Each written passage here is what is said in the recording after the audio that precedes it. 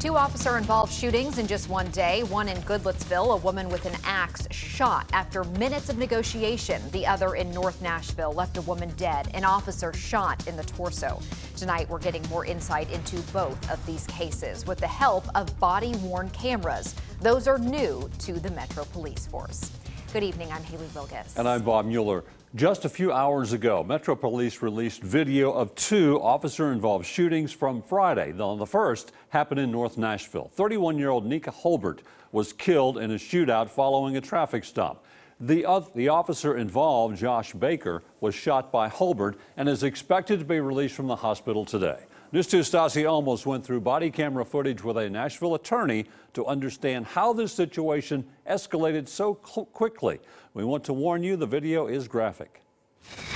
She made some very, very bad decisions prior to shooting at the officer, but unfortunately, you just don't understand her state of mind. Attorney Ashley Upkins with the Cochran firm has worked on several civil rights cases, including police conduct. She says despite the fact that this was a case of a white police officer pulling over a black driver, she does not believe the shootout was racially motivated. Instead, Upkins says the situation likely escalated due to systemic racial fears. I don't think anyone can watch that video and not believe that she looked terrified and petrified. This is the first time we're seeing an officer-involved shooting play out from MNPD's new body cameras. I do appreciate the MNPD, particularly Chief Drake, for releasing footage. Okay, that is not as common to do that and that quickly. Just bring your bag out here. In the footage, we see Nika Holbert repeatedly defy Officer Josh Baker's orders to stay out of the vehicle. Step right back here. He warned several times, don't enter the vehicle. Stand at the back of the vehicle. Just come back here. I think we're getting off on the wrong foot. The vehicle registered to a man with several outstanding drug warrants. Yet she leans inside the car time and time again for her purse, her phone, and even a lighter. Did she make bad decisions when interacting with the officer? Absolutely. After repeatedly asking her, he then attempts to cuff her. I haven't done anything wrong. Ma'am. No. She grabs her bag and runs from him. That's when he pulls his taser. Get down on the ground. It's an officer. He's now pointing a black object at her. Does she know it's a taser gun? Not sure. Holbert gets back into the car, and Baker continues to tase her, but she's still moving.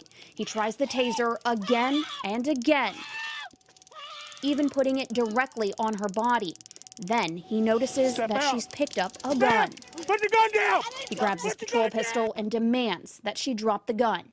But she shoots several times, and then he returns fire. Baker survives a bullet to his torso. Holbert later dies at the hospital. I do want to commend the officer for at least taking non-lethal force first, because we've seen so many times in the case of George Floyd, Breonna Taylor, I mean, the names are countless. Those are just some of the more recent, that he tried to at least attempt to use non-lethal force first. As of right now, police could not tell us if the taser worked the way it should have. Reporting in Nashville, Stassy Olmos, News 2. The TBI is conducting a full investigation. The Metro Nashville Police Department is also conducting its own investigation.